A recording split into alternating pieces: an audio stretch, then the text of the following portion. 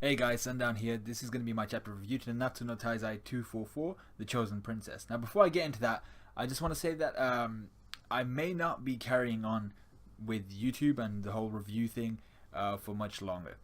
Now, I know I've just made a new YouTube channel, and my feelings from the last channel, if you were part of it, they still persist because I'm not like what I do on YouTube. Obviously, is I provide reviews for chapters and stuff. But what you don't realize is providing a review for a chapter is actually, for the person doing it, is insanely boring. All right, I gotta like make notes of the chapter and stuff, and then obviously the chapters themselves are mostly enjoyable and stuff, but it provides almost zero mental stimulation for me. And it's like this whole thing kind of came to a head when I missed My Hero Academia release this last week, and it just made, like, when I realized was it made no actual difference. Whether I'd released it or not, there was no difference. It made no impact. There wasn't, like, all I'm missing basically is like 10 views or some shit like that.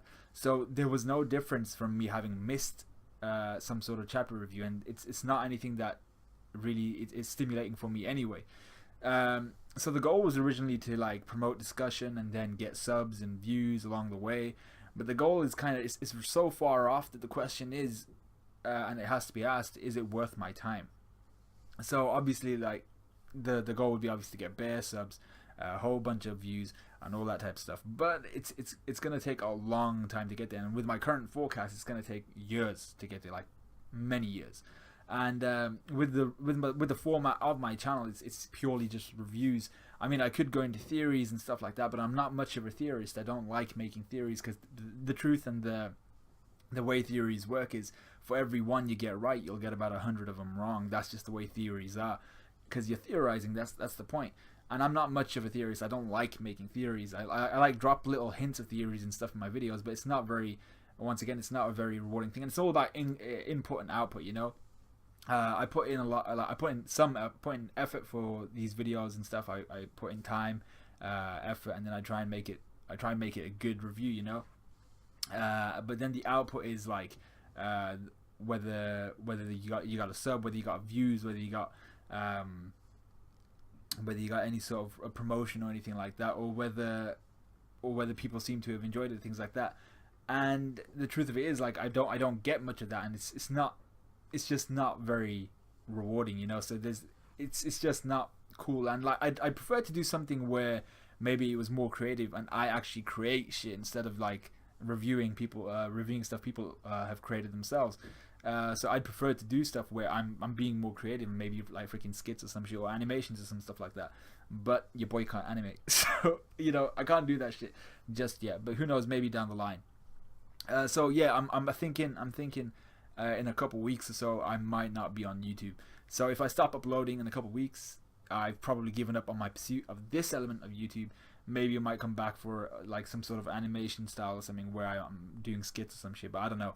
So like, yeah, a few of you might be disappointed, the guys that have been mainstays, but you have to think about it from my perspective. It's not a very rewarding thing. I put in effort, I put in time, and there's just nothing really coming back. So it's not something that's worth my time. In terms of mangas and stuff, obviously I'm still gonna carry on reading them. But the truth of it is, I'd get more of a conversation if I freaking commented on a Reddit subreddit or something like that. So that's probably more about where I'm just gonna be like freaking commenting and stuff like that. Still the Sundown Rider, or Sundown Rider, I think it is. But yeah, so this chapter, Nanatsu no Taizai 244, was it? Yeah. So this chapter focuses on Margaret, Hendrickson, and Dreyfus. It was. So I'm really aggravated by how Margaret's decision. Well, not how Margaret. It is by Margaret's decision to allow Rue du Ciel to possess her. She does this in front of freaking Dreyfus and Hendrickson, no less. I was like, the epitome of not learning from others' mistakes is this chapter. She's like, they're right behind it. They're like, bitch, don't do this. Don't do this right now. And she's like, nah, we're gonna do this. So I'm like, I'm cool that you're really yearning for Gilthand, and he's under the like dominance of freaking Vivian, dominance if you want to say. But the truth of it is, all they need to do is catch a whiff of Gilthand and they'll get him back. Vivian's not strong enough to hack freaking Hendrickson, Dreyfus, and whatever Margaret is. I don't think she's actually very strong at all. That's what this chapter showcases. So they were gonna find him eventually, and they were gonna kick the shit out of Vivian. but her desperation and kind of like seeing that lovey-dovey couple in this chapter really just drove her to make a really bad decision. And I was just like, you're stupid. Like, you're actually stupid. So essentially, Reduciel lured in Margaret and possessed her wavering soul. It wasn't because her soul was wavering that she was easier to possess or some shit like that. It was just that, you know, she was gonna say yes. So Dreyfus looks concerned, Hendrickson looks elated, and it's possibly because of his druid background. You know, I think he thinks of goddesses as like, you know, these guys are legit. They're the good guys. But man doesn't know how corrupt the goddesses were. You know, we've seen what they were like back in the day, when Stigma was still there and stuff, and Reducia was just a dickhead, and all the other goddesses were basically just dickheads apart from Elizabeth.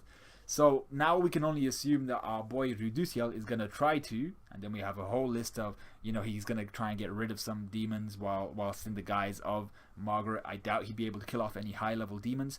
He might try and resurrect the supreme deity. Now this can go a whole bunch of different ways. If the demon king can come back, chances are so can the supreme deity. If she comes back before the demon king, shit would go down.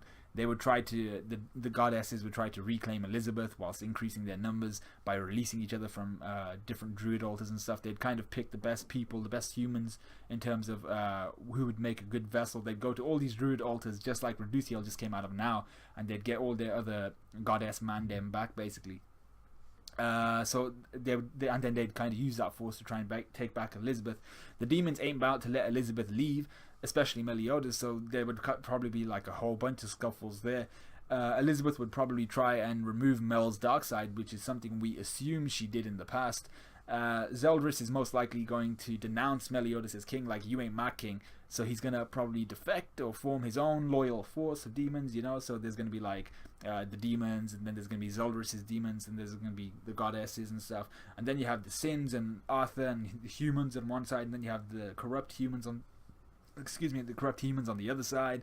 And then if the demon comes back, the demon king comes back, it's Holy War 2.0. So a lot of shit could go down, but we'll have to see. Whether I'm still reviewing chapters or not at that time, I don't know. But, you know, we'll see how it goes.